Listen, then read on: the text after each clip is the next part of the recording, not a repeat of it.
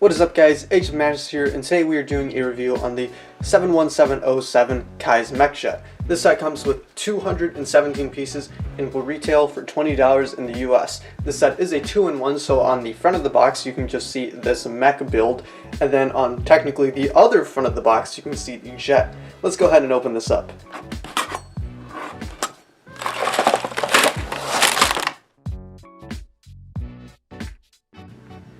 The jet itself is a pretty simple build, but it does look pretty nice. They did get a couple nice detailing. I do especially like the detailing right back here. They managed to get in these little intakes, and then also just a small bit of kind of engine grilling that I think looks good. And there are some stickers, so right up in the front you have 2 stickers, and then on the back there are actually 3. So there's 1 sticker that goes in this middle section, and then 2 for either side.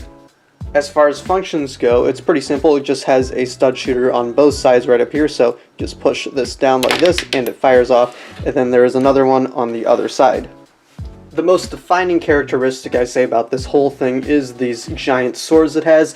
They are technically just slightly adjustable. They barely move, but they do technically move a little bit. Those, I think, look fine. I think some people, though, are going to be not particularly a big fan of them because they are kind of huge and they are really the only trans yellow part on this whole build, but I think they look pretty good. And then this one in the back basically just represents that it's moving very fast. As far as the cockpit goes, it's pretty much what you see is what you get. There's really nothing here. There's just this little video game controller piece in the front, and then there's a place for Kai to sit, and you can adjust the controller, a little bit, but there isn't really any major detailing there. The mech is a much more substantial build than the jet. This uses far more of the overall piece count, and it is an overall much bigger result. Now, in terms of the actual playability here, it's pretty simple.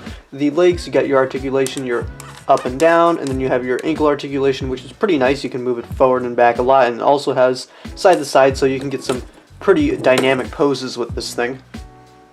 The arms are a pretty similar story. You can move them back, forward a whole lot. You can move them on different angles, and you can get that slashing motion across the chest, which is really important. But they are kind of restricted by these giant blades in the back. However, you can kind of alter this because these blades are both movable, so you can move them, and then you can move these arms all the way around pretty much wherever you want. There's really just a whole bunch of stuff you can do here.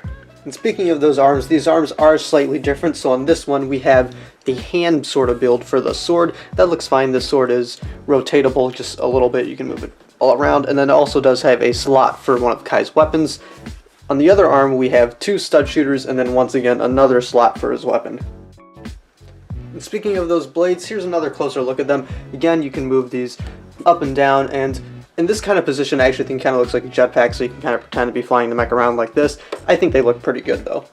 And lastly, we have this cockpit section. This is pretty simple. All it does is just opens up, and then you have your spot for Kai. There's no console or anything, just opens up or down, and you can kind of remove the figure. And here's what the mech looks like without Kai in it. The set does come with 2 minifigures, being Kai and Rishi. Neither of these 2 are exclusive, but they are both nice to get here. Rishi does have a small surfboard assembly on the side that he kind of goes with, and Rishi as a figure is pretty nice to get. He does have that new head mold, and he does have that new video game controller mold, but in black and red compared to the white and black of the Ninja. Kai also does have an alternate face, which is new, which is great to see in such a cheap set. And like many other sets, this set does come with a Kitana with a holder, and in this case this one is orange. For $20, this set really is a great deal. You get 2 builds that you get to choose between, and both of them are pretty solid.